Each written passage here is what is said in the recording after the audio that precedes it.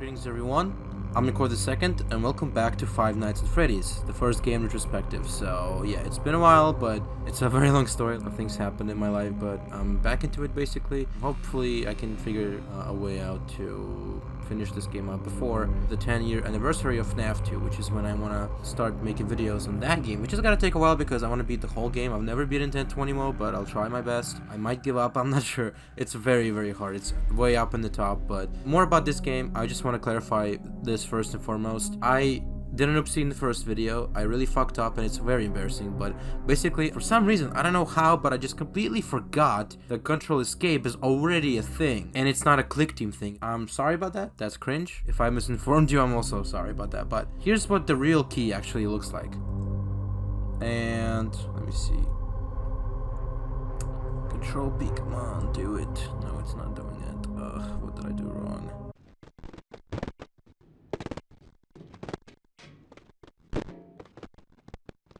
Alright guys, I'm back, and turns out the sound was not recording at all, my voice specifically, so I have to do this over again, for fuck's sake. But anyways, keys were not working because apparently you need to be in windowed mode, and this also should work on all the FNAF games made by Scott, but if you press Alt Enter, and I hope this doesn't fuck the video up, but it's gonna switch into windowed mode, so it's still recording. I'm not sure what this looks like, but hey, that's FNAF in windowed. I've never seen that before. I've never played it that way. So that's kind of fun. Unfortunately, as you can see here, I did already play through night 3, but I wasn't recording my voice, so I'm just gonna have to use the old CD plus trick on these first 2 nights because, you know, I wasn't recording.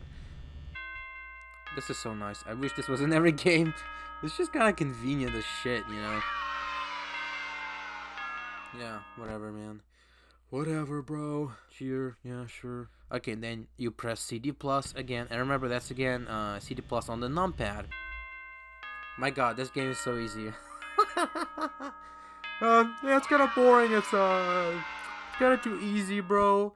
So now you press F2. It doesn't work on this loading screen, but it works in pretty much everywhere else. So you press F2, and there we go. We're back in the menu. Let me actually show you the Control P thing. So now that I'm in windowed mode, as you can see, the game has been paused. There's a window showing application pause. I'm not sure you can see that. My mouse is completely free, which sometimes these games will take your mouse. I think in sister location specifically, it's a notorious thing in that game. It's kind of annoying if you want to tab out of the game because there's a custom mouse in sister location, which is really strange sometimes. But anyways, so I can click on continue to continue. Just to prove to you that I'm not full of shit, let's actually try this in night 3. We're gonna start the night off by draining all of our energy, pressing Control P. The weird thing is, it'll keep playing the sound effects. I don't know why this happens, but sound will just work as it usually does. There's a phone call, all the ambience works. Hello. Hey, you're doing great. Most people don't last this long. I mean, you know, they usually move on to other things by now. I'm not implying that they died. That's not what I meant. Anyway, I better not take up too much of your time. Things are getting real tonight. Hey, listen, I had an idea. If you happen to get caught and want to avoid getting stuffed into a Freddy suit, try playing dead. You know, go limp. Then there's a chance that maybe they'll think that you're an empty costume instead. Then again, if they think you're an empty costume, they might try to stuff a mental skeleton into you. I wonder how that would work. Yeah, never mind. Scratch that. It's best just not to get caught. Okay, I'll leave you to it. See you on the flip side. Alright, so the call is over. I'm gonna go continue, and as you will be able to tell, nothing changed. We're still at 12 AM. Chica moved, and when I first recorded this, oh, you can see the mute call button as well, which is pretty funny.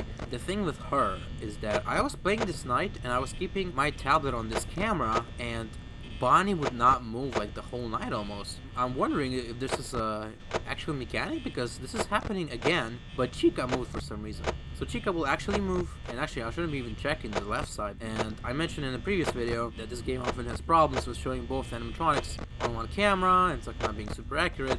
But in this case, it is accurate. And also, I want to clarify, that specifically meant there are 2 characters, but you're only seeing one of them at a time. And it's present in a lot of places in this game. And I don't think Freddy ever leaves without Bonnie or Chica leaving first. At least that's what it seems to be almost all the time. We can go to the custom night once we unlock that and try seeing Freddy move first, which is it'll be a surreal sight because this almost never happens. I don't think I've ever seen that, so that could be like a fun little thing to look at. But that's probably just because they're more active. I don't think there's a special thing that does that or some kind of AI restriction. I'm not even gonna check Foxy, because just know he's not there. I know he's fine because I've been stalling him like insane. I'm sorry if my mouse is a little strange again, but I'm playing in windowed mode. I'm not really used to this. Okay. Chica's in the kitchen, so I don't even need to look. And that little accordion thing that played, that was also one of those random sounds that'll happen. Doesn't mean anything. So in this game, you really just have to like play and learn what sounds actually mean something. Oh, and Bonnie left for once. Hi, Freddy. So I can stall Freddy if I want to, but I choose not to. You know what I'm saying? So as you can tell, Foxy will sing, and the way to find out that that's actually Foxy, not someone else, just by going to the Periscope, and there you go. So in case you didn't know who's doing that, it's Foxy's thing. These little moments. And like the accordion thing, it doesn't mean anything about Foxy's eye. It's just a thing that happens sometimes. Maybe we should game stall him. So this is one of those situations where the problem I mentioned happens here. See, Freddy and Chica were both in the restrooms camera, but only Chica was visible. I actually got also hallucinations when I was first trying this, and it actually kind of scared me. Because I just didn't see it coming for some reason. Even though I mentioned in my first video that, those don't scare me anymore, I'm a big boy now. But it worked that time. And I even got scared by the doors jump scare, the first one that I got. So like, it's kind of crazy how this game will still get ya. Like, I'm not scared at all, but for some reason those two things just fucking got me. I thought I saw Freddy laugh, I swear to God. I mean, I heard him laugh. I'm losing my mind because I fucking think I heard that, but he's still there. That's really strange. I swear I heard that shit. Alright, whatever. I'm a little paranoid almost because it's taking forever to get to my doors, which is good, but it just feels strange. Like, why is it taking so long? It's just important to not mess up your pattern. Even though it's only night 3, they can sneak up on you guys. Gotta stay sharp.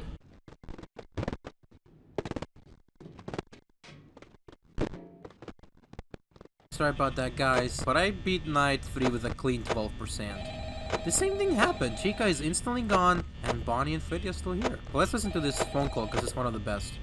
Oh, hello, hey, wow, day 4, I knew you could do it. Hey, listen, I may not be around to send you a message tomorrow. It's been a bad night here for me. I'm kind of glad that I recorded my messages for you when I did. Hey, do me a favor, maybe sometime you can check inside those suits in the back room. I'm gonna try to hold out until someone checks. Maybe it won't be so bad. I always wondered what was in all those empty heads back there. Oh no.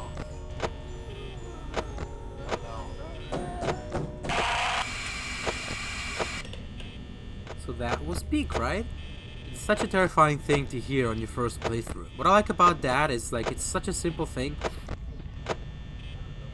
Okay, there's definitely Chica, because apparently since night 4, they actually make the garbled noises, even when they're like in 4B and 2B. I mean cameras by that. Crazy thing is, you can hear it even without looking at the camera, so that's kind of creepy as fuck. That's how you know it's Foxy doing the song, by going to the camera. I just always thought that's kind of interesting. That phone call was really cool. The problem is, this is the first game. You can only do this kind of plot twist once. A shit ton of fangames ripped this off, and it wasn't really nearly as cool as when the first game did it. But that's an iconic phone call. Like I said, people used to debate this so much back in the day, like, is he actually dead? And ultimately, everyone just accepts now that, yeah, a phone guy died there. But what's interesting is, what the fuck happened to him? What happened to the body? Did people find his body somewhere? Did this get covered up? The FNaF movie brings this into a whole new perspective because the night guards were killed on purpose. And it's not just that the animatronics wanted to kill you because, you know, they thought you're William, or they just flash out adults and this is the only time they can walk around, so that's why they're trying to kill you. Obviously the whole they're gonna stuff you because they see you as an skeleton excuse is a total nonsense. And I really hope Scott isn't running with that idea because it always seemed bullshit because, I mean, literally, just fucking look at it. There's a middle oh my fucking god, that scared the fuck out of me. I was gonna say, there's an endoskeleton right fucking here on this camera. Obviously they don't care, right? Even though this was brought up in the first MatPat FNaF theory, he kept mentioning it in like subsequent episodes, contradicting himself, and the very good evidence evidence he provided. So unless, Scott actually just didn't mean to do that, this just makes no sense. I actually just wanted to talk about the fact that the night guards were killed on purpose so that William could, like, harvest remnant or something like that, or agony. FNaF has gotten weird, guys. If you haven't been following for a while, yeah, you're gonna have to learn these words and just assume everything is either remnant or agony, which is like dark remnant, or I don't know. The fact that William actually controls the children, as we can see in the movie and the books too, so this must be like a plot point, right? Because it keeps coming up. Are we actually supposed to apply this to the games as well? They just follow William's orders? That's really strange. Actually, that kind of scared me, by the way. Even though, like I mentioned, I thought I was numb to everything in this game, but once in a while, one of those things will actually get me somehow. Anyways, did Phone Guy's death happen because William needed remnant? Is this something that happens all the time? If night guards keep dying in this place, how doesn't the police find it happening? It was a book that recently published about Phone Guy, and people are debating it left and right about what it says about the timeline, or Phone Guy as a character, or other details. And apparently, these are the original designs of Bonnie, Chica, Freddy, and Foxy, even in the original pizzeria from 1985 and stuff like that. But I'm not sure when it opened, because who knows at this point. This was at least opened during 1985, because that's when the missing children's incident happened, or at least we basically found this date in the Oswald book, which, by the way, they made a whole game about that shit, which I'm gonna have to play, Into the Pit. I haven't played it yet because I'm waiting for it to go on sale, but that's besides the point. So that's where the date came from, and so this pizzeria must have been operational at that point for that to happen, and that means, at least since 1985, those were the original designs of the gang until the FNaF 2. It is strange indeed how FNaF works. FNaF is just like God, it works in mysterious ways. Just gotta wait the night out like this, because who cares. What I forgot to mention about the call, though, is it's kind of fun that it uses all the sounds. So it uses the banging from Foxy, the moaning from Chica and Bonnie, the Toreador March music box from Freddy, and the Golden Freddy jump scare. So it's literally all of them. I kind of found that peculiar. Also, I don't need this door closed, actually. Nothing can attack me from this door unless I leave the camera up and let the animatronics in. So I can just sit like this for the rest of the night and I'll be fine. Ooh, and that was Foxy right there. As I was saying before about Phone Guy, the logistics of it are really strange to me, and I'm not sure what the modern take on the lore is supposed to mean. Like, was his death supposed to be part of the plan of William?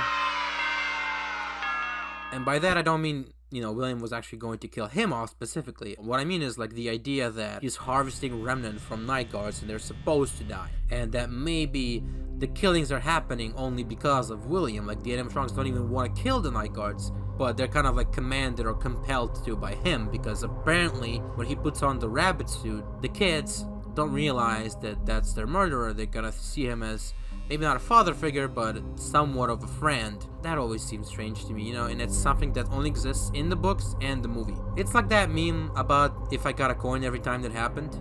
It's weird that it happened twice, basically, is what I'm trying to say. I haven't read the book myself, but you know what, for the next video I'll catch up on the lore from the book, just so I can bring you guys something interesting. But yeah, like I said, a weird part of the lore, people debated it all the time, like, did he fake his death? What actually happened? But we just all accept at this point that he's just dead. That's what that was, and there's nothing more to it. I am convinced that the whole they see you as an endoskeleton thing is complete bullshit. It has to be. For some reason, people just accept it as a part of the lore. This glaring contradiction that's right there on the screen is missed by people somehow. But hope you guys enjoyed this second episode. And also, I want to mention that I want to make videos where my boyfriend plays Five Nights at Freddy's, because he's one of those fans who's never played the games himself, and he's terrified of it, so I'm so excited for that to happen. I'm not sure when I'm doing that, probably after I finish the game, whenever we get the opportunity to do it together, I guess. So that's gonna be so much fun. In the next episode, we'll do Night 5 and 6. In the last episode, we'll do the 420 mode, and we're just gonna have fun with the night,